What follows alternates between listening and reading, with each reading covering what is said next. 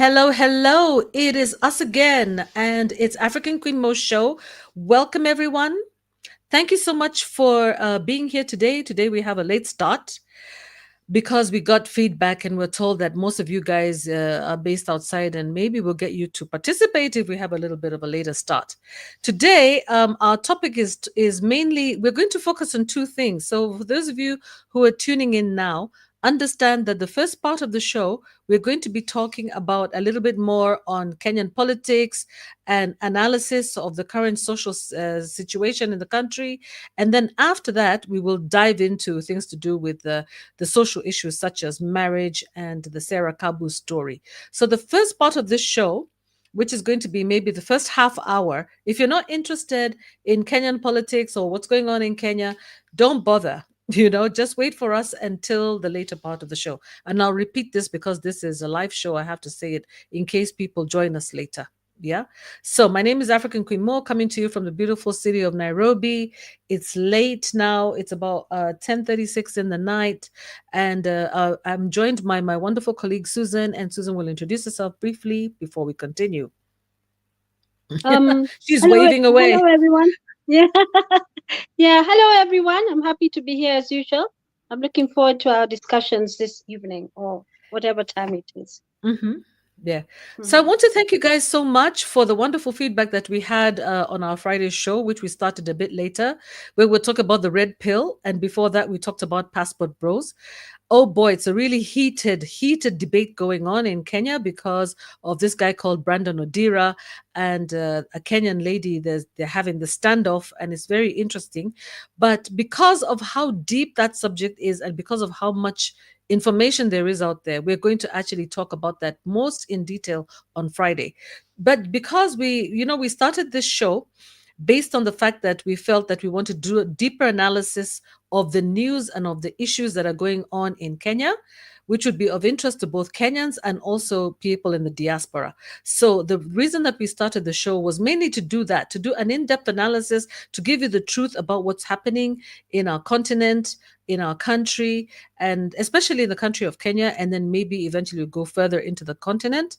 So, we take up the issues that are, going on politically, and we kind of like unpack them and explain them. And so we decided one of the things that's going on is 16 days of activism against gender based violence, which is actually coming to a close on the 10th of December, which is tomorrow. And I believe Susan will explain, that there's some sort of event happening. I think she explained that there's a walk to mark the end of the event tomorrow. And I will not be joining it, but whoever is able to join it, please go ahead and join it. And the reason why we decided to discuss the red pill, the manosphere, and no, not the red pill and the passport bros, and soon the manosphere, is because we see that as toxic to relationships. It's a sort of toxicity that has been introduced, and we want to unpack it and explain it, and also have people come in and explain how they feel about it. So, anyway, just diving into the subject, like I said before, I see we have three of us on board. Welcome. I don't know where you're watching us from. You can join us on the StreamYard. Remember to thumbs up our video. Like I said, the first half hour, we're going to be discussing Kenyan politics, things to do with what's going on in the country. And we have a very interesting segment there for about half an hour. Then after that, we'll go into the Sarah Kabu story and what we think about it in terms of, how it's impacting on relationships and how we see that as linked to GBV, gender based violence. Okay, so hi, Fia, welcome to the show. Thank you for saying hello. Those of you watching on Facebook and YouTube, welcome. Okay, so I think we'll start with the news roundup. And like we said, the first part of the show will be about that. Susan, you can lead us, and then I can conclude there and then move into Sarah Kabu's story. Okay. Thank you, Queen Mo. Just to add something to the Odira story, um, my daughters tell me that he pulled off his offensive videos. Did he pull them down or pull them off? He pulled them down. There's a lot of pressure from actually people from all over Africa. They were not amused. I saw some West Africans really are not being very amused about it. Some Kenyan, and there's both males and females. And the social media can definitely do a good job. You can put pressure so that the space is not abused, and the right information is shared. So just the news roundup. I picked the topic of the Parliament scorecard. Um, which is something that is done by Mzalendo Trust. This is the 10th year they have done it. Over 10, they've said they've been doing it for over 10 years. So basically what the Parliament scorecard 2024 and even for previous years is they've looked at certain aspects of Parliament and they've highlighted the issues that have emerged from it. We know that there's been a lot of interest in recent times, especially the last 2 years, about the type of bills that are coming out of there. So something that was highlighted was public participation. We know it was a hot topic, especially during Gashagwa's impeachment and even other, the finance acts of both 2023 and 2024. And there was a lot of that. So the issue of the timelines provided was discussed in that report. For the National Assembly, it ranged between 3 and 20 days, and for Senate, 3 to 24 days. The questions, of course, that were coming back is there needs to be a framework, there needs to be a feedback mechanism. And we know that there's been an attack on the need for public participation by the political class, saying that it's not necessary, that people should go ahead and just the political class should just move agendas forward. But we know that is contrary to our constitution. Article 10, public participation is a national value. It must be there. So, and this is both at national and county level. Then we also see that the judiciary, they did pass some judgments and decisions which were supporting it. Finally, the Supreme Court of Kenya seemed to let go of it, sort of, not really come out clearly on the issue, but they said Parliament should legislate. The latest bill I've heard of is 2018, but I heard in a discussion there is a bill pending in Parliament on public participation. I'm not so sure about that, but that's what I heard. So what they notice is that there's a tendency to rush what they call priority bills, the ones that are moved by the majority leader, and they're rushed through, and very little time is given for public participation. And even actually, at the end of the day, even the houses, the parliament itself, the National Assembly, the debates on the Shah Shift, Taifa Care. Of course, questions are coming after even the parliamentarians are saying this, that, and the other about it. Of course, we know the public has been up in arms about it, and of saying that not enough time was given for people to really give feedback on that. And there are a number of other bills which have also gone through, which are there, and which have caused some tension, and people are not very comfortable about it, because the feeling is that if there's a framework that if, for instance, the people say no to something, the parliamentarians cannot go and say yes. And sadly, I was listening to a talk show where the MP for Bere said something really, Mr. Ruku, and I'm going to say his name here. He said something really strange. He said that he was asked, so can you explain why the parliamentarians said yes, and they had been told by their constituents to say no? And he said, well, I had in my opinion, it was, the yes was the right response. And, that took everybody aback, because a parliamentarian is there as a proxy for the people. He's exercising what we call a delegated power. This is not his power. So he's supposed to speak on behalf of the constituents, cannot just go there and have his opinion and give it. So that was a very disappointing response from a parliamentarian. And I hope, they go back to the drawing board and really, even to the constitution, and really understand where their power comes from. The issue of quorum, again, interfering with the parliament's ability to move ahead, make laws, make decisions, have discussions. National Assembly, it's as low as 50 out of 349. Believe you me, there have been times when, according to that report, that they have not been able to even have a sitting because they are no, then they can't get that quorum of 50 in National Assembly. Senate 15, and they can't get the quorum. So this is a concern. Even the majority leader, Kimani Ichung'wah, was saying we are going to start. Something has to happen. I believe there was a meeting in Naivasha at some point earlier this year, and they were supposed to discuss. One of the issues they discussed was the issue of quorum. As a result of this lack of quorum, there are a number of bills which just fell by the wayside, or there was delayed. There was no discussion on them, and this caused a lot of concern. And some of them included, what was it?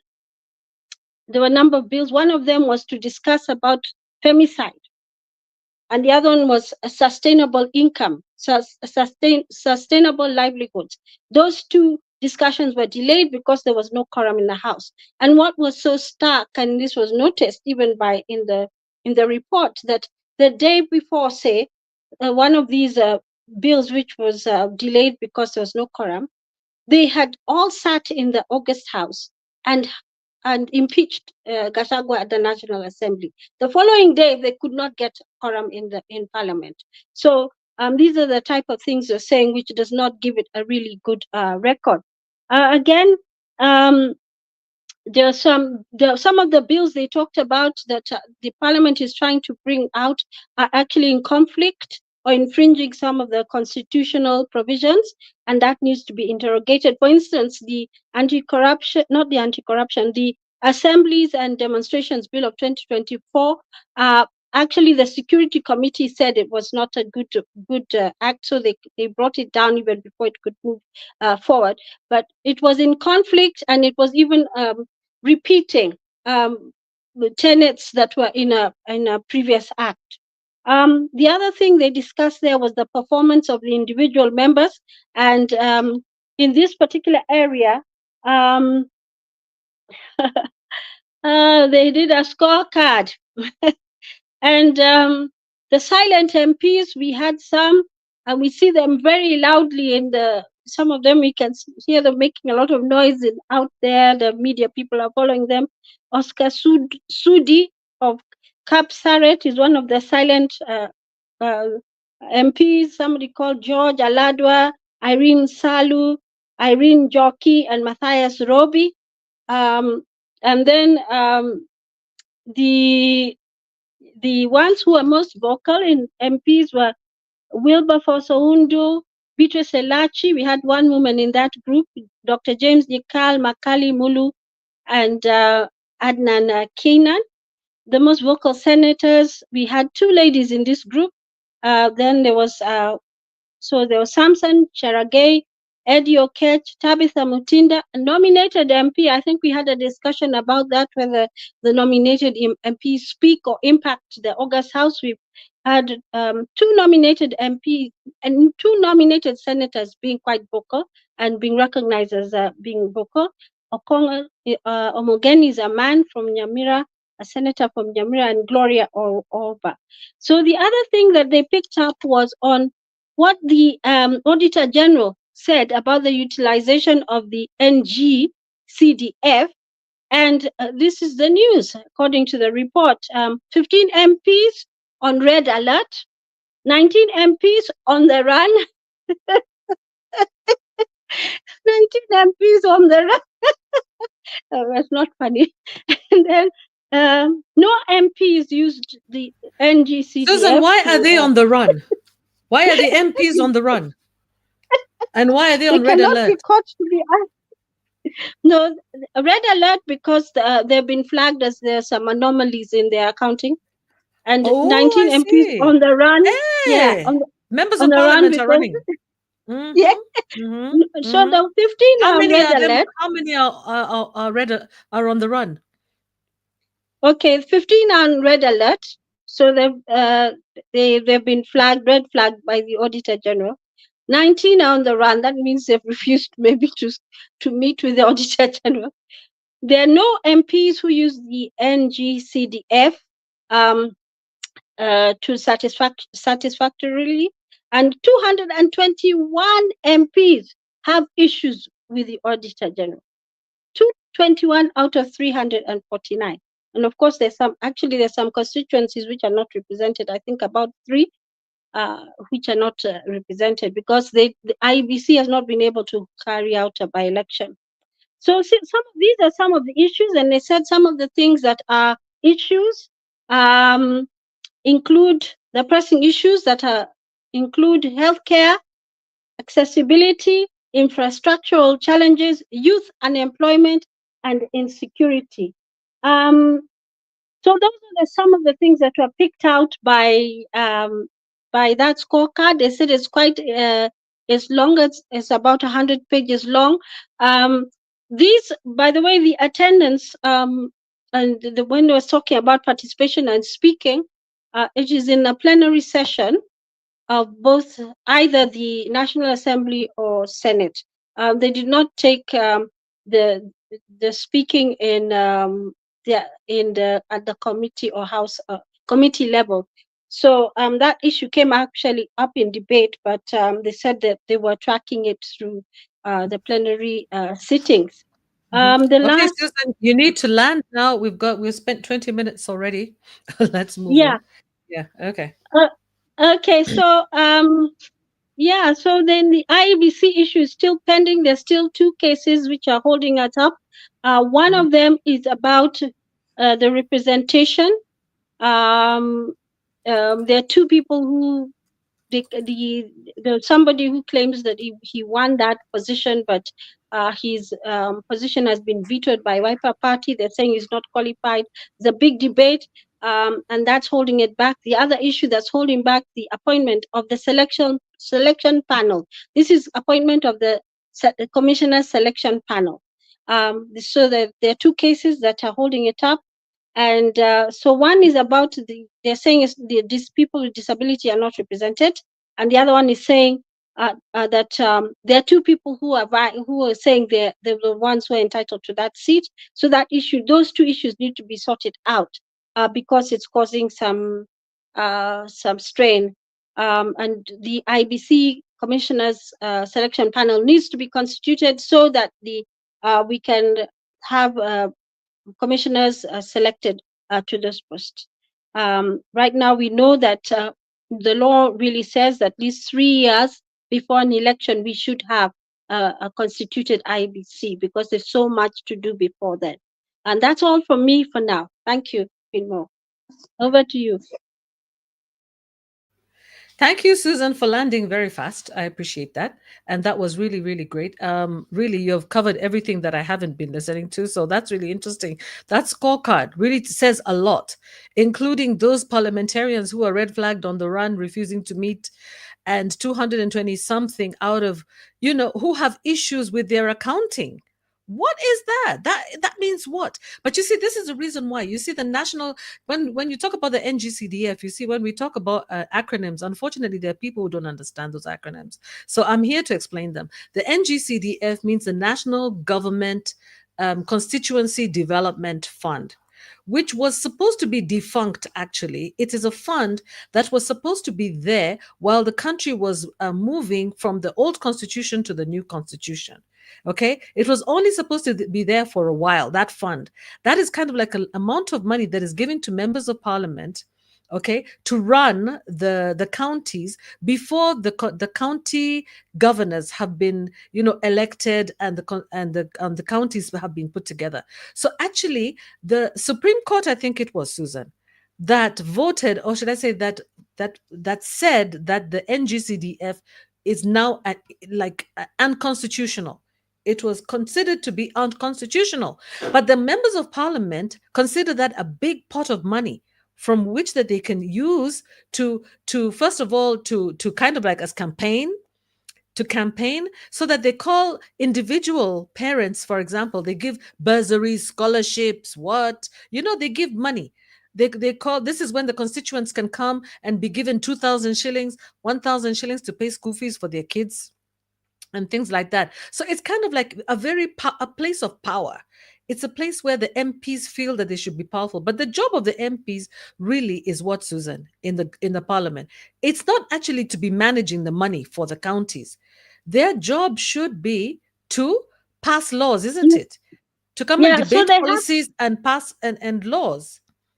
they have three functions. One Okay. is to represent, Mm-hmm. one is to represent, that is their people, their constituencies. Secondly, to legislate. Thirdly, oversight. So Parliament's supposed to oversight the executive, actually, the executive and also the judiciary. So they have three main functions. And so if they're taking the money, they are the ones who they also need to be oversighted by the. What's making me laugh? Because they're doing none of the above. Eh? Yeah, exactly. You get a member of Yeah, parliament whose function is to represent their constituents, to legislate the law, and to oversight the judiciary and the executive, but they're in bed with the executive and the judiciary, and yeah, they're yeah, legislating nothing, literally, because they're not coming to parliament because they're not providing quorum according, and their function is to represent their constituents. They're not even representing their constituents. They're deciding based on their own decision, on their own views, whether or not to pass these bills into law, or even yeah, whether to decide to what do we say, to impeach the deputy president. That's yeah, they're not representing their constituents. They're not legislating. They're not passing the laws. They're not even having the discussions like on the femicide, like on the GBVs that's going on. They're not oversighting the executive and the judiciary. Actually, they're in bed with them. So really, their whole function is completely defunct. Yeah, it's messed yeah. up. It's not there. In They're not fact, doing their job. And that's why I'm in fact, laughing, because it's just such an oxymoron in my view. Anyway, in fact, let me yeah. not over debate that point. But what do you think, Susan? In fact, the femicide, they were supposed to discuss femicide, because it was, of course, people have been saying it's a national emergency. And it was one of the things they were discuss, and there was no quorum. Something as serious as that, and there was no quorum. So definitely it's a serious thing. Their scorecard is there. We'll investigate and interrogate it. It's a 100-page report, and there's a lot of information in it. And it'd be good to apparently they've also scored the national government and the they've scored them against their promises. The promises that have been made, they've scored them. They've scored even Parliament. They've scored it along what it said it was going to achieve. So those details are in that, and they're calling it a promise tracker. A promise Is the tracker. femicide, is that like a report or a policy? No, they were supposed to be discussing it. I think what happens usually is they have these debates, and then they decide what they're going to do about it. And so, because there was no quorum, there was no discussion. Of course, Wow. yeah, which was Wow. really sad. Only Yeah. 50. They need only 50 people. Only 50. And they How were many not are present. how many are the total parliamentarians? How many are they? 349 minus 3. So they're supposed to be 346, because three constituencies do not have members of parliament. Yeah, Yeah. yeah. So we're looking at about 340. 15%. We just need 15% of them, and they can't even show up in parliament to No, debate they these things. can't. And then they're going to be coming to women to ask for their votes, which is crazy, guys. We should not be, you guys, but we should take these people to task. We should hold them accountable. We should complain. Make your voice known. Make your voices heard, guys. This is a very important issue. And Susan are here and I are here primarily for this reason. Yeah. All the other issues that we're discussing have to be kind of aligned to the things that that are going on in the country currently. So currently, yes. Okay. So now let's move on. Thank you very much, Susan. That was a really great analysis, or should I say, a summary of the situation. Okay. So now, guys, we're still moving on. I believe I'm going to now provide the news highlight on the education sector just for a short time before. I know you're all waiting. I can see you coming in and out. I know you're dying to hear about the Sarah Kabu. That's the carrot that I'm hanging out for you there. So we have in the education sector in Kenya, the government is planning to export so many jobs. They're actually planning. They say that there's a high demand for Kenyan teachers, and we have a total of about 714,234 teachers that are teachers that are qualified, but the only ones who are employed are we've only managed to employ about half of them, and the other half, 354,234, the government plans to export them out to various countries, including the US, Ireland, and Germany. Okay. And they're saying that the reason why they're planning to export these jobs, should I say, export this labor, is because of the demand from the foreign countries. They say that the government had to develop a policy framework and guidelines and finding jobs in these countries and 17 others as well. So the Teacher Service Commission is going to oversee all the contracts and the terms of reference, the pays, working hours, and housing, insurance, repatriation, blah, blah, blah, you know. And so because the teachers have been threatening to go on strike actually since August 2024 because of delayed implementation of the collective bargaining agreement, I think the government is talking about, sending teachers out starting January 2025. But the problem is that as much as we want to like give accolades for the training of so many teachers, the fact that in Kenya, the fact is that in Kenya, the teacher-student ratio, which is the number of students who are assigned to one teacher, which is an important indicator for the quality of education, guys, unfortunately, that ratio is actually very poor. What the United Nations Education, Scientific, and Cultural Organization (UNESCO) recommends, is a teacher-to-student ratio of one teacher to 25 students for primary schools. Okay, that's based on research that shows that students who are in smaller classes, they perform better academically. Okay, but in Kenya, what is the current teacher to student ratio? It is one teacher to 40 students. And you see, UNESCO recommends one teacher to 25 students. But actually, in reality, in many parts of the country, the teacher to student ratio is actually one teacher to 70 students, which is significantly higher than UNESCO. Okay, we're here to educate you guys. You should understand what's going on in the education sector. When you hear that teachers are going to be sent abroad, ask yourself the question, why? Is it because we have adequate numbers of teachers in the country, or is it because the government has failed in its commitment to employ teachers? Okay, so what is causing this gap? The fact is that there has been reduced funding there is lack of funding for education, inadequate funding for education. There's rural and urban disparity. There's also growth in the student population in the country. Okay, so despite the fact that when you compare Kenya with other countries, for example, in terms of how much money Kenya spends on education, I did a little bit of research on that.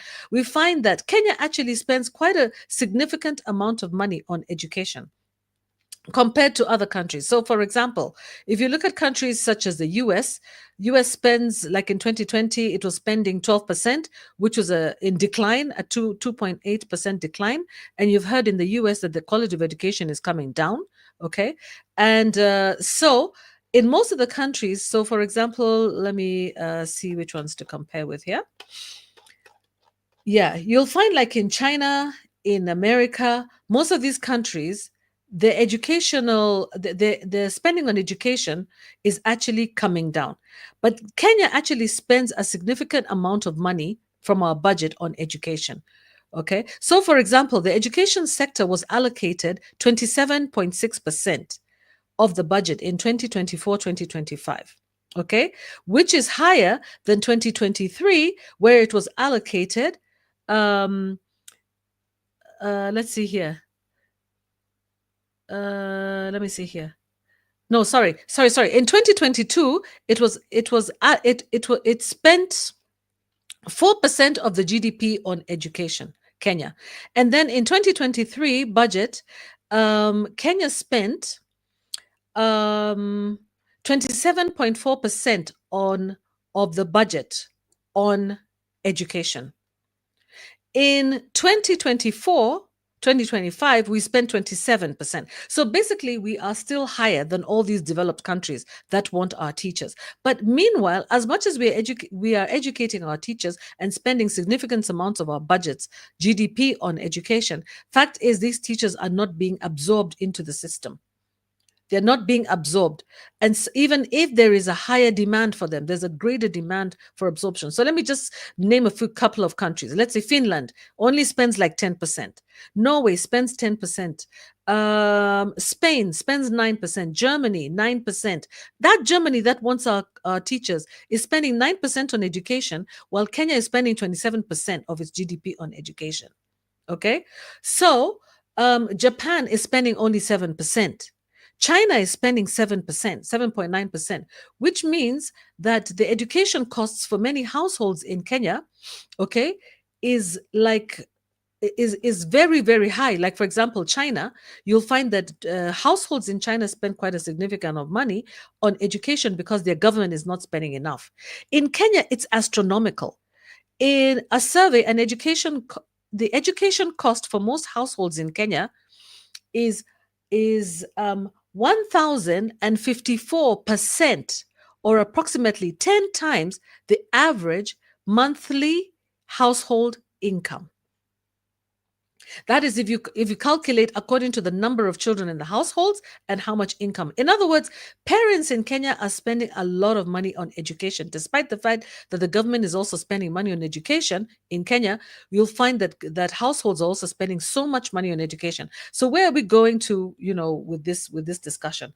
Where we're going to with this discussion is the fact that why are we exporting our teachers when we actually need them in our classrooms? When parents have spent so much money on education and educating their children, why is it that we are exporting this labor to countries that are not even investing as highly as we are in Africa in education, and actually, selling land, we are selling land. Parents are denying themselves a lot of things to educate their kids, only for them to go away to other foreign lands, to go and earn less money, okay? For them also to be denied opportunities to also meet people, settle down, maybe get into marriage situations. You see, now I'm coming towards the information that you want. Okay. So what I'm saying is that it has created a great disparity between those people who can afford private education and those who have to depend on the government for a government education. So this is the situation that we have currently now. Now, let me move into the other topic, which is about Sarah Kabu's story. Sarah Kabu, who is Sarah Kabu? Sarah Kabu actually is Sarah and Simon Kabu. They are entrepreneurs in Kenya, very highly respected. They built an empire out of literally nothing. Sarah and Simon Kabu have been in a relationship for quite some time. Actually, they've been married for some time. And I will play a video for you so that you can hear more about. Hopefully these videos are going to play today. I was trying to figure out what was causing them not to play. But basically their situation is that Simon Kabu basically has been having extramarital relationships. Call them that, extramarital relationships, and Sarah Kabu has just basically had enough. She meanwhile had told women at some point to tolerate their husbands when they are in extramarital affairs.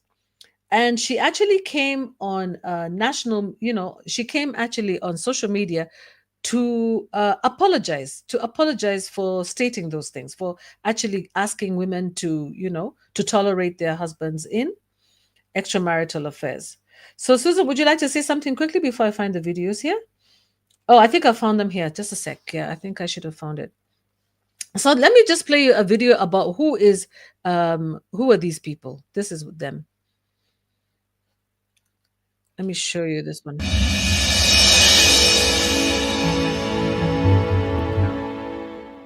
My name is Simon Kabu, Chairman and CEO Bonfire Ventures. And my name is Mrs. Sarah Kabu, the MD Bonfire Ventures. And the award is? African Reading Tours and Travel Agency. and we're excited to be here. This is like the 7 years in a row. 8 year in from a row. 2016. Yes. And it doesn't just come easy to win the African or Kenya Student Travel Agency. It is dedication from our team. First, we want to thank God, our team, our clients who are very, very committed to support us all the years. Yes, and it's not easy, yes. Well, absolutely brilliant. You sound very passionate about it. I love your singing at the start. So let's say well done and a bit more song. Yeah. Yes, there's a song that we Jambo. Yeah. Jambo bwana, habari gani, nzuri sana, wageni wakaribishwa, Kenya yetu hakuna matata. Round of applause, please. Thank you. Welcome everyone to Kenya to enjoy our country. It's one of the most beautiful countries on earth. And the safaris, raw safaris in the jungle. Safaris in the jungle. Yeah, that was them. When, they were receiving accolades and awards. These people have been, they're a hard-working couple. They've really built, up a little empire. They're a $1 billion couple, these people. Sorry, 1 billion shillings. Sorry, 1 billion shilling couple. They're billionaires by Kenya shillings. Let's find out, how they started. Who are these people? Sarah Kabu. Adventures, a travel company, became known to many through social media posts made by the Kabus. A decade ago, the couple started inviting friends to join them in their adventure trips. A decade later, the couple has built a business empire and have traveled the world to discover and experience new holiday destinations for their clients. On Success Factor tonight, they share their journey to success. So today I'm visiting with the Kabus. That's Simon Kabu and his wife Sarah Kabu. You know them behind Bonfire Adventures, and they've done extremely well over the years. So let's visit them at home. Hello. Hi. Meet the Kabus. Thank you very much. Thank you. A decade ago, the power couple started a now multi-million leading tour company with nothing but passion. Yeah. And as you can see, this is how the rich and the famous live. Champagne for breakfast. Life wasn't as good as it is now. Simon Kabu was just a village boy, born somewhere in Nyeri, going to school without shoes, and kubeba ash because shule it was not cemented, so juu ya jiggers tunabeba ash, tuna sprinkle na maji. Simon Kabu, CEO of Bonfire Adventures, retraces his footsteps, taking us back to his humble beginnings. I was admitted at Egerton University to do economics and statistics. When I was in third year, my parents, something happened that they could not afford college fees for me. So I had two options, either to drop out of school or I hustle for school fees. Simon was a tout operating matatus on Githurai's Route 44. I got a job somewhere in a kiosk restaurant, kupika mandazi. I know how to cook, to make mandazis very well. I made friendship with the Makanga, because Makangas walikuwa wanakuja kukula hapo. I made a lot of friendship with them. Started getting some schools, Route 44. Eventually I graduated now, nikakuwa na, I was given now a vehicle. Sasa niko na gari, sasa narauka this like an office. Simon Kabu met the woman who would later become his wife and mother to their two children at a young professional Google chat group that would eventually lead to a get-together at a Lukenya excursion. When I started dating him and then now I saw, we agree on things, let's meet, let's go here, let's do this. For me, it became fun and I was like, this is what I want, we are friends. It was then that they discovered they had a mutual passion for holidaying and travel. They would then end up being the ones tasked to organize more trips. To be frank, we did not see it going far, but when we started doing it with a lot of passion and we saw we were getting returns, that's when we saw this is big business, there's opportunity, we better go for it full swing. The idea of running a tours company was conceived as the duo sat next to a bonfire at the Masai Mara Game Reserve. We went to Masai Mara to check where we take people over Easter. Me and Sarah asked her, what will bring us to Masai Mara again?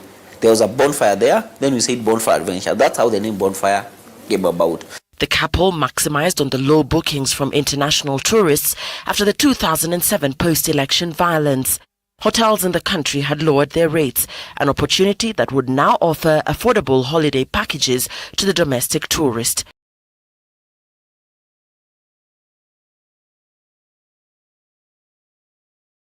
You're muted. Yeah.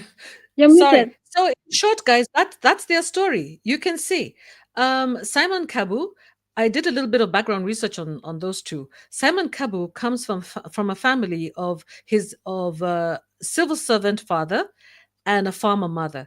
Basically, very humble background. You can see that the mother actually, I mean, the parents had a difficult time, trying to get, I mean, paying his school fees, and so he didn't actually manage to complete his education. And so he went and he became a matatu tout. Meanwhile, Sarah Kabu, actually, her name is actually Sarah, her name is Njoki. Okay, she says now we should call her Mtali. She's changed her name. She's even dropped Kabu. So for her, she came from a father who was a banker. He worked for cooperative bank, and her father was a farmer. So she was from a better off family. You can see that they met online. They met on a Google chat. And then they, met up together, and I guess they shared the similar passions. I guess they didn't really know too much about each other's backgrounds before they actually met up and decided to continue with this relationship. That's okay. Many people meet like that. Many people meet online. And yes, there can be an unequal relationship in terms of people's backgrounds. Poor boy marries rich girl. And both of them happened to be very hardworking, and they did build up bonfire adventures. Okay, so unfortunately, in the recent past, it appears that Sarah has been hiding a little secret, okay, from all of us, and that's because you see, these are a power couple, and they have been out in the public, and they have been projecting a very happy relationship, and one where Simon actually gifted her a Range Rover in public in the streets of Nairobi once, but she has been hiding a secret that she's actually a victim of gender-based violence, and for a long period of time. Okay, so this was actually a great shocker to most Kenyans. They didn't quite understand why she had to hide this, but I think maybe I can show you this video and you can see. I hope that it's going to play. I really hope it will play. Yes. I would like to thank the You'll have to listen DCI, keenly. for taking quick action on my complaints. I have been trying to complain, to do statements and everything with the police, and it's been very difficult. So I even stopped reporting because the domestic violence incidents in my home were so many. Hapa ndio Misri, tumekaa hapo. Of course, we have been showing you guys on media like we are the happiest couple in the world. I think that is what narcissists do. But in private, we've had our difficult times in this place. We've had life-threatening time. I don't know whether to call it a trauma bond or what, but I think the society now needs to know that people do not have to go through life-threatening situations so that they stay married. So for me, I have had so many incidences, countless, of domestic violence. Hata some of these scars mnaona ni za domestic violence, nguo yote inajaa damu. So 1st June this year is when I said enough is enough. My family met at Windsor Hotel. I just had written all the things that I feel I can no longer continue living like this, because if I continue like that, I'll just die. So they gave me go ahead, and I looked for a house, and I moved on 9th June. So where I am right now, I am at so much peace. I am happy. We may not have all that we had when we were here, but I would like to say that families, please, if your loved ones are going through this kind of marriages full of trauma, full of violence and such like things, it is not worth it. If we are to have marriages, let them be happy marriages. So I have I'm sorry the sound was not very good from that video, but you got the point. Susan, do you want to say anything about that particular Yeah. video, or you want to wait? I Maybe I'll just show you a few more. Let me show you a few more. Let's run these videos, because last time I had so many video files I wanted to share with you guys, so unfortunately I could not. Basically, what she's saying in that video, if it's very low, is that she feels that maybe she was in a trauma bond. Maybe she was in a trauma bond, and she wasn't showing the truth of her situation. She even showed that, cuts, that she actually had domestic violence. She actually has cuts on her neck and all over her body from, maybe beatings that she's experienced, physical violence that she's experienced from Simon Kabu. A lot of people have shame with this, and I really hope that these 16 days of activism against gender-based violence is going to teach us a lesson to never be ashamed. Do not hold back. Open up your mouth. She actually reported this to the DCI, and she's very grateful because she actually has evidence, including the scars. And one thing that she said is that she moved out. Her family met in a hotel in town, and they moved out. They agreed that she was going to move out. And she says that despite the fact that she doesn't have all the things, all the material possessions that she had where she was living before, she has a lot of peace. And those are the kinds of things she's saying. And this is another one I want to show where she was actually apologizing for telling women to stay in marriages where there is infidelity. Wamama, tafadhali. Sorry, let me start it again. Apologize also for telling women to stay in marriages where there is infidelity. Wamama, tafadhali naomba msamehe. Kama mambo haiendi vizuri, it's good to leave when you're still alive. So mimi na apologize kwa wamama kuwaambia mkae in marriages where there is infidelity. From today henceforth, if it is not working, it's not working. Just leave. Asanteni. Yeah. Again, I don't think I have to repeat too much. I think you all heard what she said. She was apologizing because there was a time that Sarah Kabu actually told women to stay in marriages. I believe she was in a different country, I think, in Equatorial Guinea, I think she was, or at a conference where she told women to give men their space. So that they can have not to be too tough with guys, because men are naturally polygamous. Let them go around running around, just let them be, just let them, just be, and let them just go around, do their thing. And she apologized profusely to women for telling women that, for telling women that, for promoting that. I would say when a man chooses to cheat, it's his choice. Even women, kuna women who also cheat. Okay. It's their own personal decision because they know the vows they made with their main spouse. Mm-hmm. So you can try to stop them, of course, mm-hmm. and you can of course give your stand, but you may not be able to stop them. And the more you try to stop them, the more you get frustrated. My sister, jipe shughuli. Jipange, jipende, jibambe, because ukishinda hapo umefocus. Oh, hata nimeona jana alivalia sweta fulani, sijui alifanya. I'm telling you, it will drain you. You'll end up getting sick. I'm sure among people. Okay, so there is Sarah saying that, look, if it's not working, don't stay there. She's again, emphasizing the fact that you cannot dictate an adult person's behavior. Yeah, no matter what you want, even you can't stop a person from, if somebody naturally wants to go outside the marital, sphere, they will go. You don't have to try and stop them.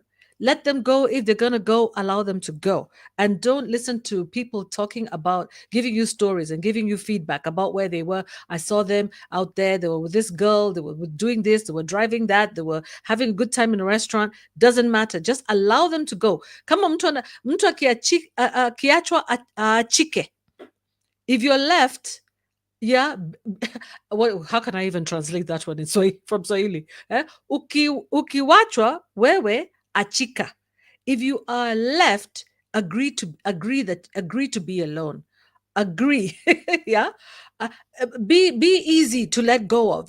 Don't be too tough. Don't be hanging on, to this person unnecessarily. Allow them to go. If somebody wants to go, allow them to go, because it's better for you to be alive, for you to be alone and alive. Because as you've heard, you guys, we've experienced a lot of femicide. Now, where is this? Why are we talking about this today? Because today is our final show before the 16 days of activism against gender-based violence is actually concluded tomorrow. The 16 days are going to be over. So I'll allow Susan to say something. I'm sure she has so much to say there. And meanwhile, before that, Wairima was correcting me or trying to state that some of the figures that I gave earlier on the education system, or on the funding for education in America, could be misleading because there are a lot of private organizations that contribute. Yes, Wairima, this one is actually, the statistics was about the government's contribution, not necessarily the private sector, because even in Kenya, for example, and other countries, there's a private sector that contributes. Totally agree with you, yes. And I think maybe that's a debate that we can have in future, and you can come into the studio and explain it also to us. We'd be more than happy.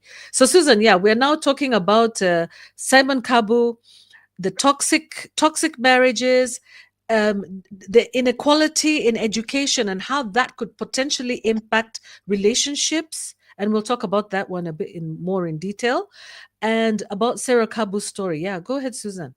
And Susan can give us a little bit of yeah, okay, let me let her continue talking because I hear my phone's ringing. Sorry. Okay. Yeah. The statistics show, the KDHS, the Kenya Demographic Health Survey of 2022, shows that women there's a linkage between marital status and experiences of gender-based violence. And in this context, we're talking about it occurring within that context. The allegations by Sarah that it has been a system. It's been a systematic occurrence in their home. I saw a video which Maureen has not shown, but I saw one where she was saying, for instance, a gun was, left in a visible position for her to see, and she felt intimidated by that. The other signs, of course, the reason why she would not talk about the violence in their home was definitely had to do with public pressure, also not wanting to shame the husband, or not even wanting to. She felt ashamed, she felt guilt as a result of the assaults that she was getting. Probably she didn't have a support system where they were understanding this and that. And especially for a high profile person, somebody who's out in the open, somebody who's socializing, looking for work and stuff like that, her physical appearance was very important to her. You can see she takes care of herself. So she needed perhaps to cover up any injuries so that not many questions are asked about it. And this is something common that you find, especially in high-profile families, that violence is going on behind closed doors. It's called, and you find articles written about it, calling it the hidden crime. And it could be either, it could be on male or female, male to female or female to male, whichever way it is, it's occurring. It's not acceptable at all. Violence in any situation is not acceptable. You saw her speaking about telling people to put up with the the emotional and psychological the emotional abuse and psychological violence, emotional and psychological abuse that occurs when you have a partner who is not who is stepping out, who is having other relationships. And she changed her mind way later. She realized that by her not taking a stand on some of these issues, she was allowing this abusive environment to thrive. And you could see in the pictures there, she had two young children. And that's not a very good environment for children to be raised in. Some of these things that children experience, is emotional trauma, this emotional abuse, is actually something that could end up with the child could end up with not responding well to relationships themselves. You could have people who tend to lean towards, if it's a male, misogynistic behavior because of what they have experienced in what they observed and what they saw. And for sure, if there's violence in the home and the children are present, it's heartbreaking for them. There's maybe that things like that can happen to them. So the other thing is, I think the thing also that I picked up from there is the importance of healthy responses to separation. When it comes to a point where the one of the spouses feels that they need to separate, we need to have healthy responses to that. If those responses are not healthy, that's when you see um, uh, manosphere taking the space that is provided by the manosphere being an attraction to males who are suffering, say, from heartbreak or rejection. Uh, and they go looking for now spaces of comfort and people who are going to affirm them in their mind, uh, to affirm them in certain things. And of course, it has a lot to do with blaming the female, the women, for whatever they're experiencing and not getting it in the correct context. The other thing that was highlighted there was the education. I didn't get the wife's education, but Oh, definitely her background. she has a degree in IT and Okay, business. Yeah, she has yeah, a qualification in IT and business. Yeah, yeah. And which she what has is the age? completed. Which she completed. The ages are, I believe she's 48 and he's 50 now. Okay, so it's about He's just like 2. 2 years, 2 years, yeah. But they're both under just 50. He's just 50 and she's just a little bit under. Yeah. Yeah. So hmm definitely with him. 1974, 1975, I think, or 1978 or something like that. I don't know. In the 70s, anyway, late 70s.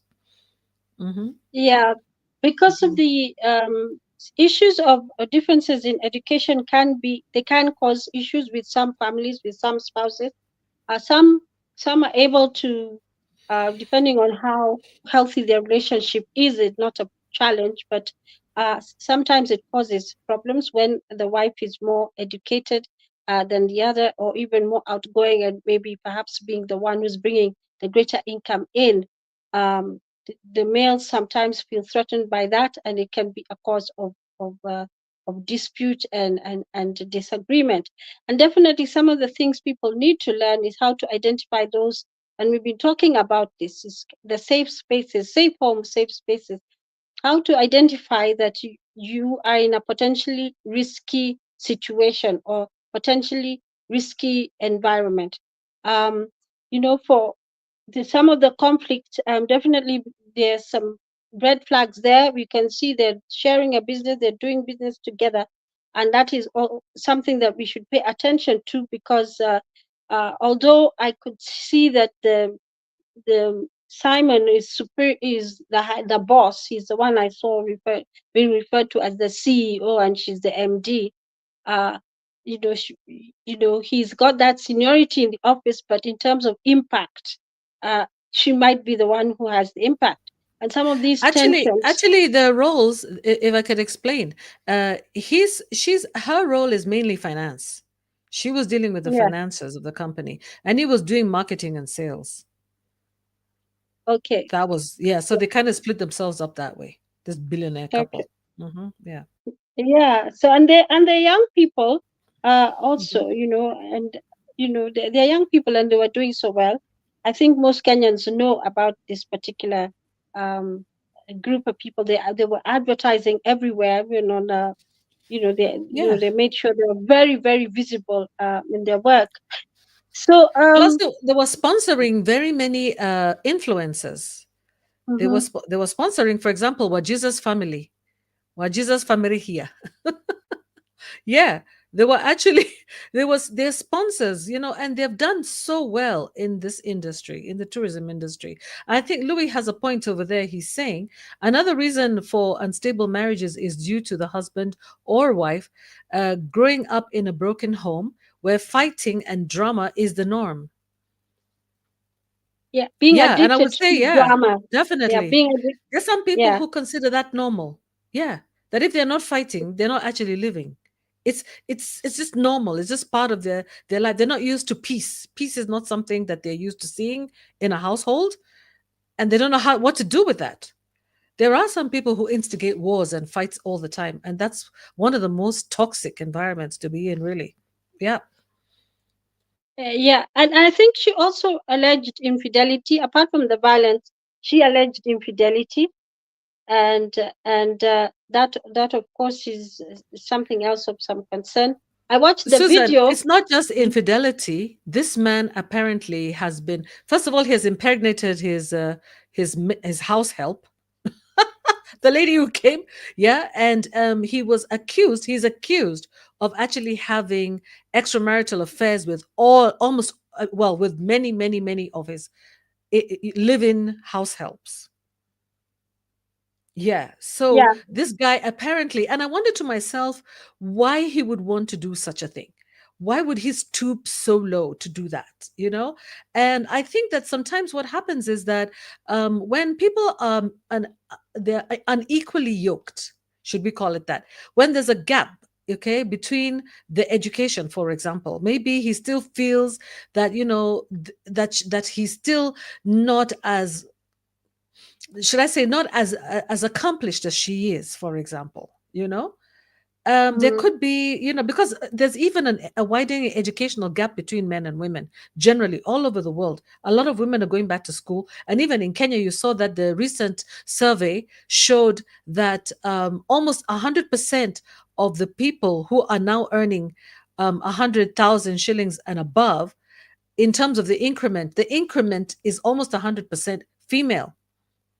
Okay, it's yeah, not and to the say that there are past year. 100% female who are earning that, but what I'm saying is the increase between the last survey and this survey is like almost 100% females who are earning Yeah, a lot more money than males, or earning income in this group of 100,000, which is approximately $800, which is probably a lot of money in Kenya. Okay, if you use maybe 120 as the going rate. Okay, so it's approximately $800, where you see majority of people are earning about maybe 30, 40, 50,000. Women are earning 100,000. That can also create a situation where probably one of the partners, most likely the male, is less happy because they're not able to really effect their leadership. Is it leadership or dominance in the marriage? Yeah. control, control, Control. because Oh, is that the right yeah, word? it's Control. about, Yes, yeah, exactly. because it's Yeah. of the power relationship is an unequal The power. power But dynamics. when you, Yes. yeah, when you Mm-hmm. look at who's controlling, it's about who's controlling what. Who's controlling the finances, who's controlling this, and who's controlling the other one. If Mm-hmm. the lady is more academic, maybe she's the one bringing more money. Like in that situation, we can see uh, she called Sarah. Sarah was more educated, um, maybe even clearer in her speech and talking and stuff like that. She was the real Confident. center Mm-hmm. center of the work and stuff like that. So he could have been grappling with masculine inadequacies, which because of that, the fact that he mentioned that he came from a very poor family, he didn't complete his education, he reached a certain stage, and already there you can see maybe there's some blame, there's some anger, there's some uh, shifting of not processing information in a healthy Mm-hmm. way. And Mm-hmm. these are the things that we need to pay attention to, that a lot of the things we're seeing, and this desire to be controlling of everything, is also a sign that that is an unhealthy way of interacting with other people, because you Mm-hmm. don't need to be in control. You don't your word is not, you're not king, like as you described it. In a Mm-hmm. relationship, you cannot be the king all the time. There has to be some respect, mutual respect between the parties, and some way of having developed tools to even argue, because arguments between two people, peers, and it's normal to disagree on issues. But how do you do it?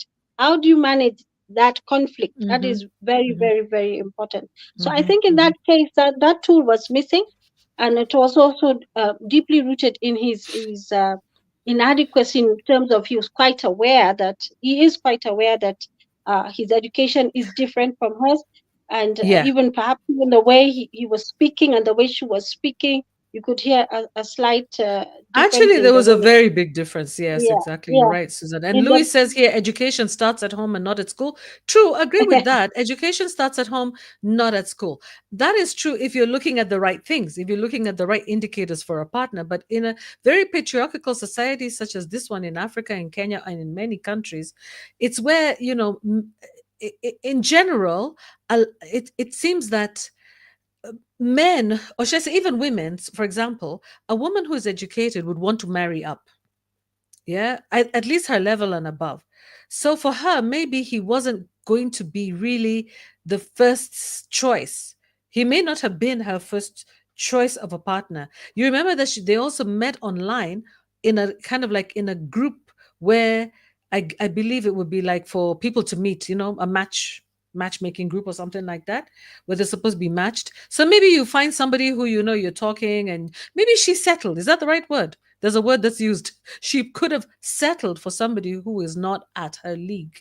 Because now when she talks about him, right now when she talks about him, the way you know is that she uses derogatory terms to describe him. Because if it wasn't an issue before, like for example, she'd say that he's a short man. And you see she's a taller lady and he's short. I actually didn't realize that he's shorter than her. It's like as if he has short man syndrome. I was like, why would she say that now that she's fighting with him or that she's no longer with him? Didn't she see that he was short before she married him? And remember, he's still the father of her children. So why would she use those kinds of derogatory terms on him? I think was she it means was she that. his first wife? Was she his first wife? Because Good there's question. No, something else he about. has another daughter called Maureen, Yeah, actually, yeah, yeah. a She grown-up has, daughter. I don't know and whether.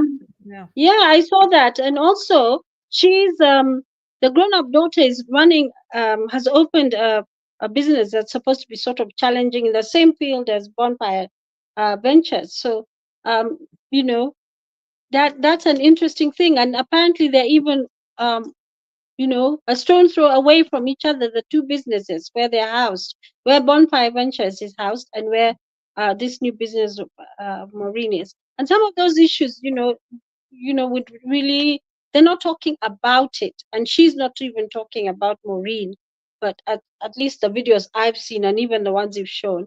But we're seeing Maureen being discussed as a separate entity. And in fact, the observation was that in the last few months that apparently I think before they used to travel together to go and to check the various venues and stuff. Now they stopped doing it, and the person who was accompanying Simon was his daughter Maureen. So there could be some information there that we don't really have. We don't actually have all the information. And like you said, you mentioned about the change in tone in the discussions, because when she said how they met and stuff like that and were very much in love, they were in common, they had a lot in common, they both wanted to travel, there was some bonding there at a deeper level. So my view is that they were in love with each other. That was a genuine starting point. But some unresolved issues can come later on in one's life and cause issues if they're not addressed, especially as we're saying that they became wealthy. Is it in a decade? 10 years is not a very long time to make so much money. So even grappling with that, dealing with that sudden change, maybe from um, a poor background now to having a lot of money, um, the wealth, the wealth issues, maybe he felt also he was losing control of his wife, because I mean, there was all this money, her freedom to go here and there because of maintaining the economic status. She had to be freer to do things than he would have liked. So he's losing control of the situation there. And the fact of repeated reports of, we're assuming her facts are correct. We don't have too much information from his side. I just saw from his side that he said that she was violent too, and that she there's a video. I don't know whether do you have that video, Maureen? About Queen what? Mo. About what? You haven't seen that video? There's a video where Huh. she's supposed to have beaten what's a house Oh manager. yes, I saw that. Yes, where she was supposedly supposed to have been violent against. Yes, I was actually Yeah, planning to somebody. download it. Let me try and do that. Yeah, as I'm speaking. So she alleges violence, and in certain she alleges violence and is continuous throughout the relationship. He claims that she's also violent, but he doesn't say it's aimed at him. He talks about the violence being aimed at somebody else. um this lady she found in the house, and the video I watched said that she had actually gone to the house to collect some of her things, and she found a lady in situ in the house. She didn't take it well, and things just exploded. She had a knife in her hand, and she chased out. She says she's not the one in that video, and she says that lady is not her house girl. And she has a video showing her own house girls, two of them. Says she doesn't know who that lady is, and denies that incident happened. He claims that it happened. So why we're having that type of story coming out, and what is interesting, and something I find interesting, is not saying that the violence was directed towards him. Yeah, the violence, that the allegation of the violence is her claiming that she was violated by Simon, but he doesn't say that she was violent toward him, and that I think is something that's very telling. Already. The child was present. I think one of the children could see what was happening. And again, we mentioned about the safe space. This is not good for children to see. This type of violence is not good for children to see. They can perpetuate the violence. They can become misogynistic if they're males. If they take it, whichever they don't process the information correctly. Yeah, or if it's the girl, she may think this is normal behavior. Yeah. I mean, Susan, I looked for that video and actually I didn't see it in any of the major news networks. So because they belong to other YouTubers, I decided not to show it. Also because I think you probably know that it was a case and it's closed now. I believe it was an open and shut case. That case actually went to court, and I think she was found to be, nothing actually happened. She didn't actually hurt anybody with that knife. She was threatening, but she didn't actually eventually stab the lady. No, no, no. She actually there was some issues. It was settled out of court. It was settled out of court. According to Simon, that house help was hurt, but the matter was settled out of court. So the matter is, dusted and dried, you know, according to her. I don't know. You're a lawyer, so you would know probably no, better. Maybe ask your daughter. She's probably following it up more than you are. And let me take a comment from Marima. Marima says, family breakups are difficult. I can't even start to imagine how this family is dealing with all the public scrutiny. yeah, Yeah, it's I agree, terrible. Yeah. Warimo. I Mm. actually feel kind of like sad for them, because nobody wants to see families coming down, and nobody wants to see breakups. Although, unfortunately, they're happening more and more. She's not the only one who's broken up. Remember, there's also uh, what's her name, Size 8, and DJ Mo. They also split Yeah. up.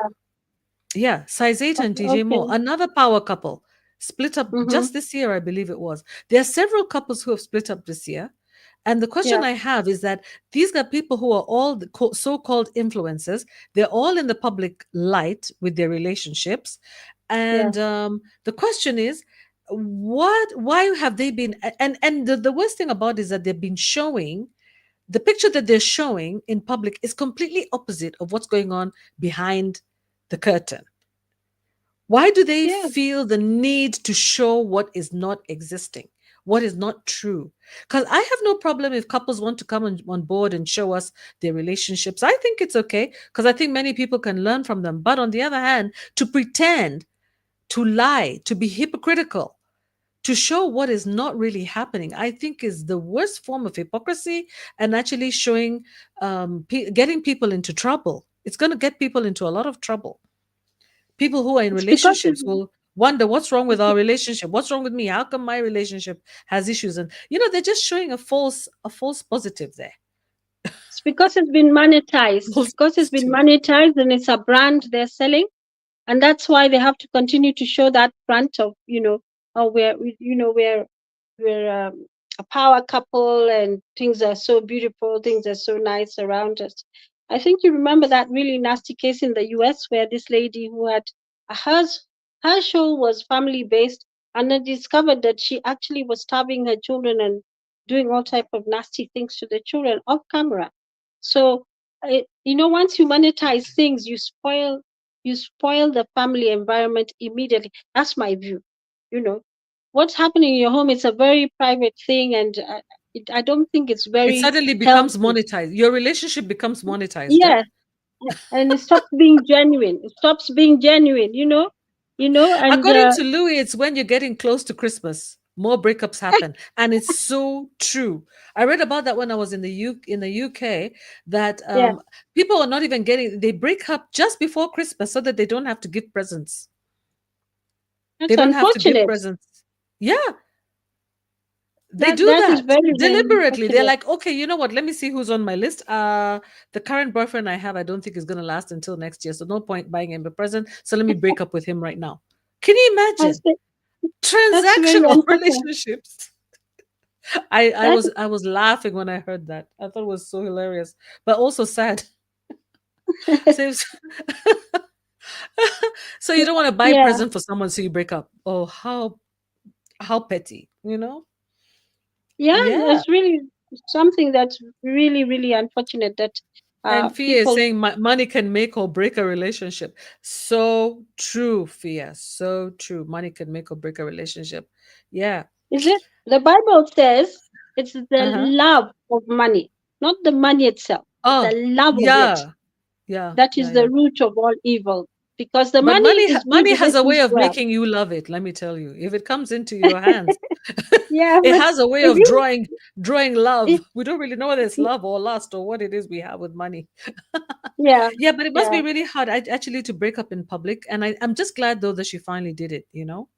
Because I think she's been portraying something that actually doesn't exist. A lie, yeah, literally. yeah, Yeah, yeah. Too yeah. many But you lies. It's too many lies. Yeah, yeah, and no point. unfortunately, well, I'm happy that she came out and said, "Look, I've changed my story here. Don't stay in a relationship where this is happening. Just don't stay and get out of it." And even the way she explained how she got out of it, she said she met her family first, which is the way, many people do it here in Kenya, especially after, when the marriage has been done and there's whatever, there's been an exchange before the marriage. She has to go and inform the family. She can't just walk out. And we're happy that there was no real harm. But let's talk about some of the abuse that she was experiencing, apart from Yeah. the mental, you know, Oh yeah. and the emotional abuse and all that. There was that the putting a gun, assuming this is true, in a place where you can see there's a loaded gun on the bed. Um, I think, at least I think most women would be very, very traumatized by seeing that. A child can walk into that room as well and pick the gun. But there was a picture in one of the videos I saw where there was a gun on the bed. I think she could have been taking images or something, recording and Especially what when was it's happening. somebody who is not in the forces. You see, if Yeah, you're married to somebody who is a military guy, I mean, a gun is no big deal. But I mean, this is a guy who normally doesn't have a gun. All of a sudden, your husband comes home with a gun. And in Kenya, it's not like America where you're allowed to have guns. Here, you're not allowed to have them. The public is not allowed to have them. So to but see your but you husband suddenly walk in with a gun, hey. Yeah, you remember that case of the when we're talking about familicide, when we're talking about the murder suicide case that we in Kenya here, Gadhungu and his wife, and he called her and he locked the bedroom door. He used a gun, and I think in the West that is a common weapon for the murder suicide, um, the gun. So I mean, it's something that she should take. I mean, it was important for her to take something like that very very seriously. So we need to keep very aware of some of these things, and it starts from when the children are young. We're talking about early conversations with young people on healthy relationships and gender relations. We need to have those type of conversations with the young people. We don't want them to get into relationships and they're not able to communicate or even deal with rejection. I mean, because we all know that you have to deal with many no's in your life. That's part of growing up, isn't it? You have to deal with many no's, people telling you no, even when you really want something. The Mm-hmm. likelihood that you'll be told no is always there. It's 50%, isn't it? You can either Oh, get a yes or a absolutely. no. Yeah. You need So to the you need 50, to take rejection positively.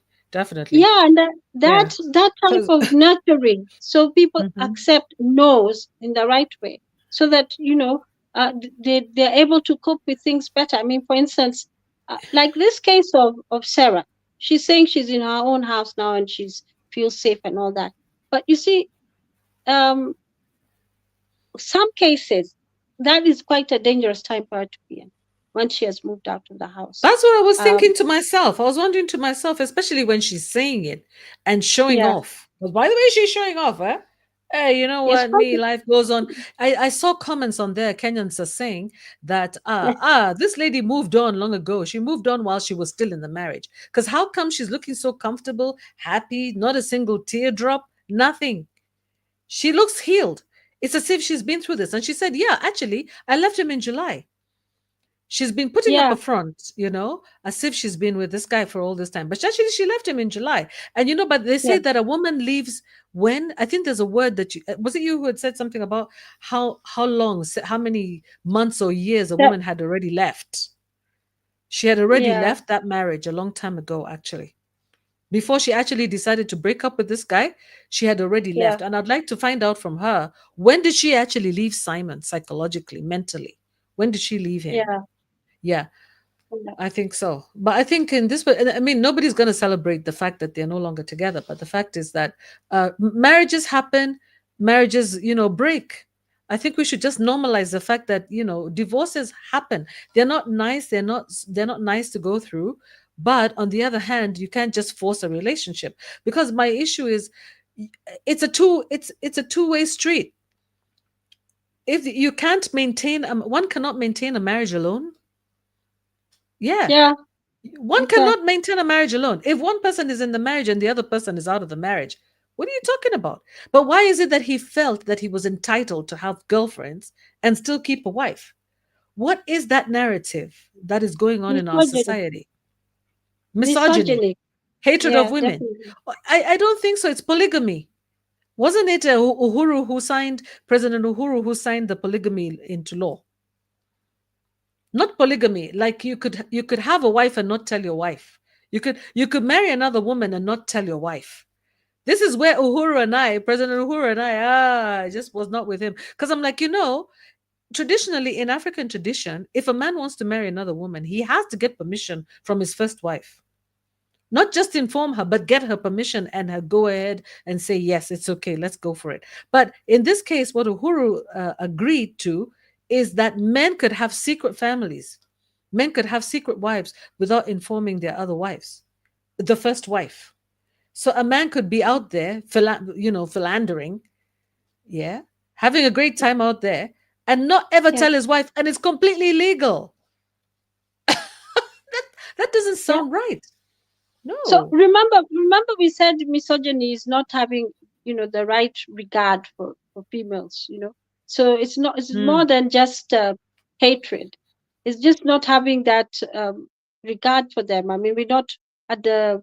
We don't deserve any sort of respect or any honorable behavior from them. So they are free to go ahead and do whatever they want to do.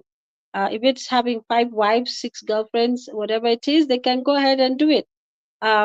So in his situation, from what you were saying, he was a bit of a philanderer.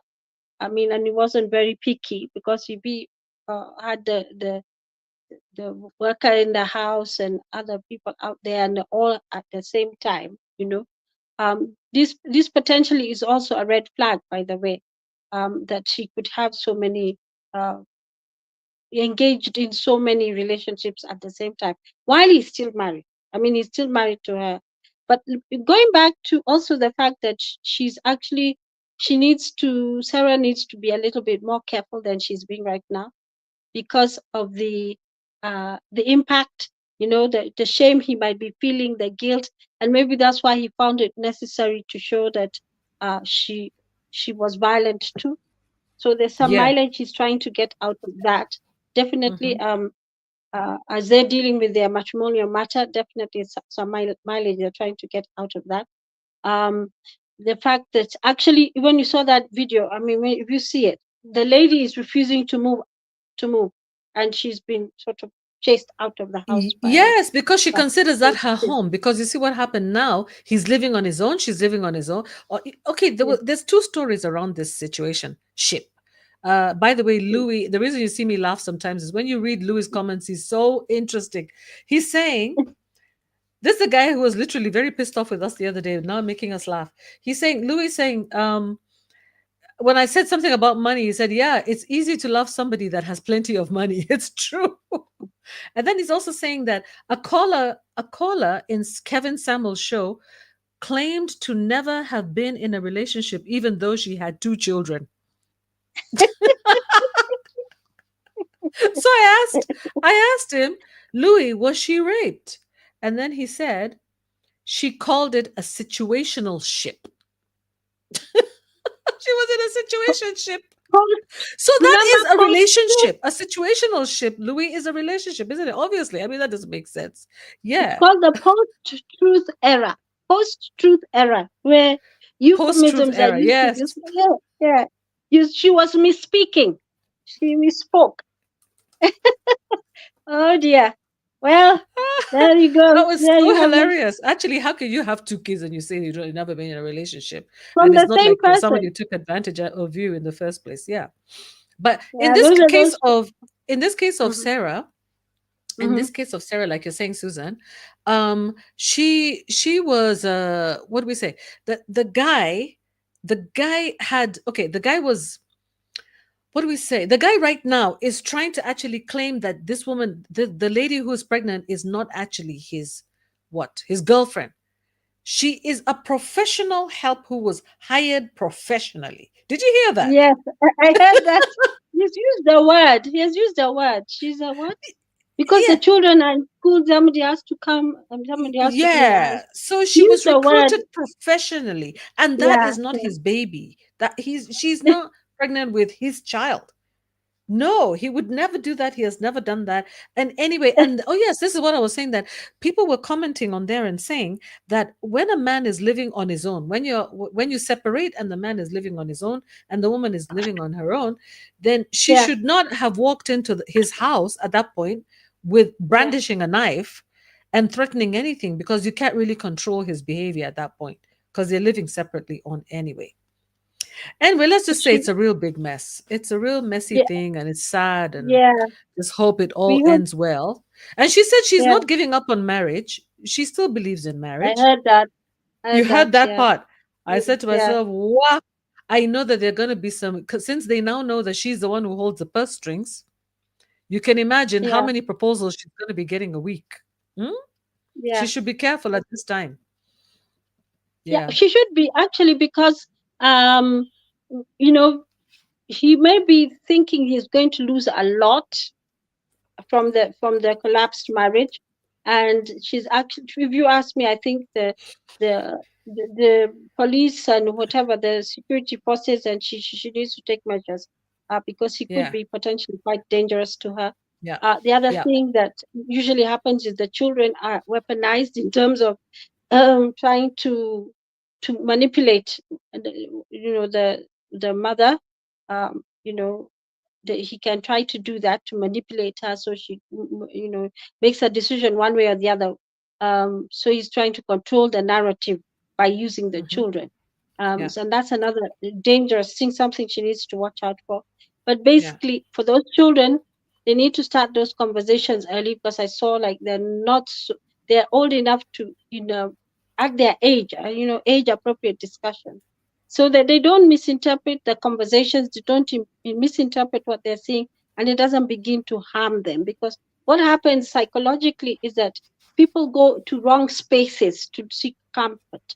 They're looking for, camaraderie in the wrong places, and then you're getting misguided rather than guided, and it can be potentially very, very dangerous for her too, for Sarah too, and even for this Simon guy. Simon also, because we don't know how he's reacting really to the whole situation of the breakup, and that is a potentially what you call a watershed situation, where he could go further into another extreme altogether, not accepting the separation well, not having the mature response to it, blaming her, and then it escalates that way. And don't forget, he has children who he can influence as well. So there's a whole potential area there where there's need for a lot of counseling and mental health support from the family too, if they're able to speak up and make sure that there are no radical ideas coming out, and even spaces that they're going to, the conversations we've had in the past, when you hear the guy saying ati amekula fair, I mean, I think it sounds like something that's very surface, but if you investigate it a little bit, it could be a deeper implication to that, in that there's some resentment, anger towards the female, and then they associate them with all this negativity. And so it's an interesting situation, and there are ties there definitely with misogyny. And we know people who are misogynists are actually people who have a potential to be violent. They promote it. It promotes gender-based violence, and I'm happy that she's not in the home, because if it's dangerous as you're saying it is, it's good that she's not in the home. Yeah, but I one was thing really about what. surprised. I'm really surprised to see that she's a victim of GBV. With all the videos, I watch a lot of their videos, especially when they're going together with the What Jesus family, in traveling in so many different countries, having great time in hotels in beautiful, nice rooms, and you know, you want to tell me? Meanwhile, she's getting, oh my gosh, abused by this Yeah, you guy for can't so many tell. years. Huh? You you How is you that can't possible, tell. Susan? How she has cuts on her physical abuse, and she has cuts, and she uses makeup to cover it up. Really, Yeah, Susan? But why? Why would she tolerate that? And she has the money to leave. It's not now that she got the money. She had the money before. I need to understand what goes on psychologically. They call it the battered women syndrome. What is this battered women syndrome? What is it? I want to try understand it. I to. want to understand what keeps a woman in that relationship. Is it because of the fear of embarrassment? Is it because of the children? Or is it because they actually have been indoctrinated? What has happened to that woman at that point? It's actually very frightening. It's a very insidious form of control Mm. until the person becomes a shell of themselves. So you're not really able to, and that's that aspect of they can't even identify themselves as being separate from that person. So one of the things you saw, and I'm not sure whether this was my take and my observation. She said she's changed her name. She's called this and not that, and Yes, she doesn't want yes. anything to do, with his name, because that was her identity, and now she's moved on. She Mm-hmm. psychologically she's a new person, but that control is probably linked to that name, and she's trying to disconnect herself from it completely. Actually, a lot of women who Aha. leave those type of relationships may even have problems. Not just women, even men who are, they've been physical abuse, psychological Mm-hmm. abuse, Mm-hmm. emotional abuse, economic abuse. When they've had that cocktail heaped on them, they might even have problems telling you what their name is, because Yes. especially women, Yes. They may use just the one name because of the surname. They don't want to touch that name because they feel disconnected from it. And they don't want Oh. to revert to their maiden name because they left. So they will give you one name. So you know what I'm saying? So basically, what Louis is saying is probably low self-esteem and no support from Yeah, friends. yeah. Who don't understand, and she can't even. She's too. Maybe she had even told them. You see, that even the shame of telling people who don't leave, don't leave, don't leave, then you leave. So she had to apologize online and say, "Oh, very sorry. Uh, you need to leave." And I heard a very interesting video, and a guy was telling ladies, "Please don't stay." A guy was saying, "Don't stay. Your life is worth more. Your life is worth Mm-hmm. more than staying in abusive." This is a guy who was saying it. Just get out of that place because it's not worth anything. Just get out. And for me, I personally, I think it's safer just to get out because there's Yeah. some situations where you can't negotiate. The next thing is something terrible, and if Mm-hmm. you have children, especially, it's really Yeah. difficult. I mean, I've done some cases where, the dad unalived the mother, and there's a child, and the child witnessed it. The witness was a Oh yeah. child, their child. Oh. Mm-hmm. So you Very can sad. imagine. The Yeah. mother is not there, the dad is there, the girl, the witness was a witness against her father because she was an eyewitness. And she's about to lose And him to the justice system. Mm-hmm. and and he was convicted. Yeah. He was So now she's convicted. lost her Yeah, mother and her father. That's very yeah. sad. The child becomes a victim in the end. Yeah. Anyway, yeah, we know all these things. I mean, it's just sad. It's just very sad. But I must congratulate her for coming out because she is a public figure in Kenya. She's going to have a huge impact. She's going to have a very big impact.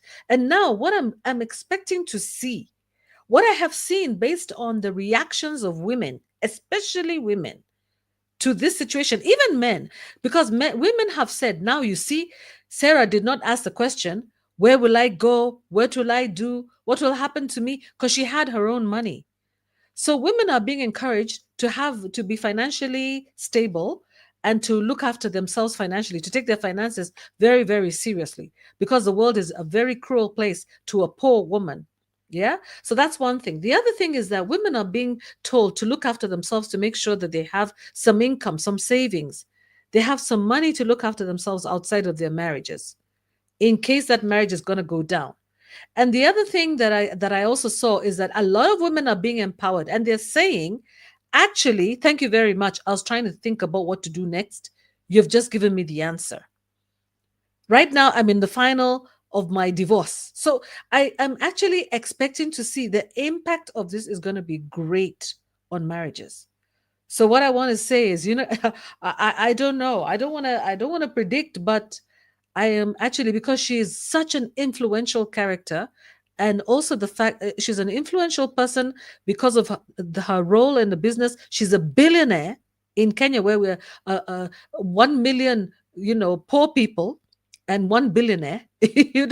So the impact is going to be great. She's somebody that people are looking up to. She's somebody that young women are looking up to. She's someone that abused women are looking up to. Very soon, it's not the shame, the fear is gone. You know the way we talk about it in politics, the fear is gone. The fear of divorce and being called a divorcee is gone with Sarah Kabo, and the other person is with size 8. Those two, the influence in the society. Let's just wait and see next year. See how many more are going to come out of the woodwork. They are going to be coming out one by one by one. I predict that it's going to happen. So all I can say is that those people who are messing up in their marriages, this is your time to apologize and get things straight. Because the way I'm seeing, women are now empowered to leave their marriages. They're going to leave because they're not going to tolerate it, because of also the high incidences of femicide in the country. That, and also the fact that the 16 days of activism against gender-based violence has also raised people's awareness so much that many people are just going to be like, done. Yeah, done. And it's sad, but anyway, That's okay. Thanks, guys, for listening. I think that's it, Yeah. Susan, for us. Yeah. Yeah, It's I been think a long night. Yeah. let me just Apologies for. say something. Oh, you want to say Let me something? just Okay, sure, Susan. Yeah, I Sure. just want to wind up also. I just want to say, yeah, just let's watch what we're watching. Don't go online to these spaces which are going to misguide rather than guide. There's spaces for where men are going, which are likely to cause more damage to your relationship, not just with your spouse or intimate partner, but even uh, friends and people of the opposite gender. This is the manosphere, and I think we'll talk about it more next time. But just let's avoid those because the effects of them are devastating. And if you're using that to guide you in your relationships, it's not going to help you. You need to take a big step back. It's going to cause you more harm than good. Violence is never good. It's never the right way to do things in a home, office, or wherever. We're looking at safe homes, safe spaces. When the home is safe, the psychological development of your children, and even for you, your ability to communicate and do something constructive is enormous. Look at the two. Look at Simon and Sarah. I mean, they have built an empire. I can imagine if the relationship was, really healthy, they would go from strength to strength to strength to strength. And now they've had to separate things, and always that separation impacts things one way or the other. I'm just hoping that, they will seek the counsel that they need, and that whatever decisions they make will be resolved in a way that harms the children the least, to be mitigated, and also for the two of them that both of them should actually go for some type of counseling so that they handle the separation in a healthy manner. And that's it from me.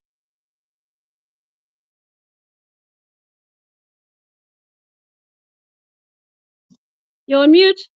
You're on mute, Queen Mo. Great. Thank you, Susan, and all of you guys who are in the comment section, Louis, Fia, Wairimo, and everybody else. Yeah, it's a Monday night, and I hope you're going to watch it. All those who are going to watch it later, please remember to comment. Remember to thumbs up our videos as much as possible, and join us on Wednesday and on Friday. We'll always have some new topics. We'll be doing a news roundup, and then after that, we discuss the topic of the day, and we try to keep our news roundups a little bit shorter. Please don't feel free to give us some feedback, even if it's not positive feedback.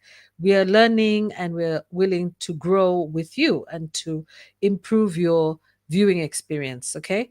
Remember to join us in studio at some point. I hope you're going to go take your leave so that you join us in studio over Christmas season. We're not going to be lonely over here because we're still going to be keeping it here. Cheers, guys. Bye bye. Kwaherini. Bye. Good night and good day.